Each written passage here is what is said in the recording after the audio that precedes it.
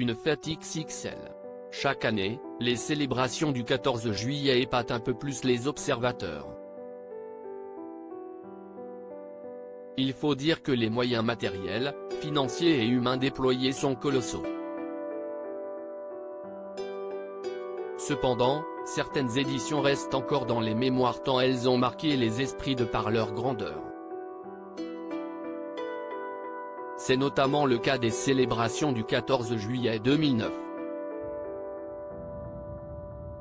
En effet, cette année-là, Nicolas Sarkozy avait insisté pour que Johnny Hallyday soit la tête d'affiche de la fête nationale. Pour ce faire, un immense concert du taulier a été organisé au pied de la Tour Eiffel. Mais si l'événement a été à la hauteur du rendez-vous, il avait aussi fait polémique à cause des frais engendrés par l'État.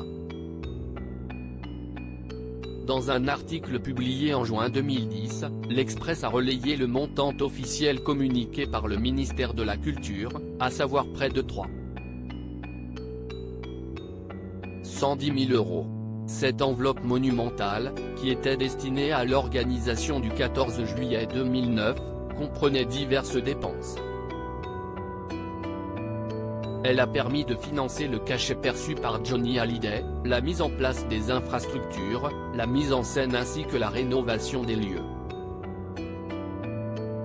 En tout cas, l'année suivante, Nicolas Sarkozy avait dû faire une croix sur sa folie des grandeurs pour faire souffler le budget du ministère de la Culture. Les années précédentes, avant Johnny Hallyday, l'ancien chef de l'État avait organisé des concerts gratuits avec Michel Polnareff, James Blunt ou encore Christophe Maé. Les célébrations du 14 juillet 2023. Cette année, la fête nationale est célébrée avec pour mot thème force morale. L'objectif ? Montrer un front uni de l'Hexagone, avec l'Inde en pays invité d'honneur. L'Ukraine est également représentée, attestant du soutien de la France à son voisin européen.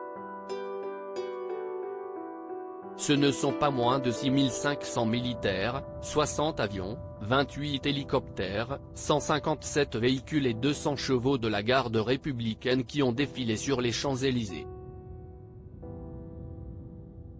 Les Franciliens ont également été invités à se joindre à une immense garden party tenue à l'hippodrome de Longchamp, dont l'animation musicale a été assurée par Martin Solveig. Après la traditionnelle Marseillaise entonnée dans la soirée sur l'avenue le plus célèbre du monde, les regards se tourneront vers la Tour Eiffel, pour profiter d'un feu d'artifice long d'une trentaine de minutes, prenant pour thème la liberté. Égalité, fraternité. Article écrit en collaboration avec 6 médias. Crédit photo, Romain Gaillard pour Best Image.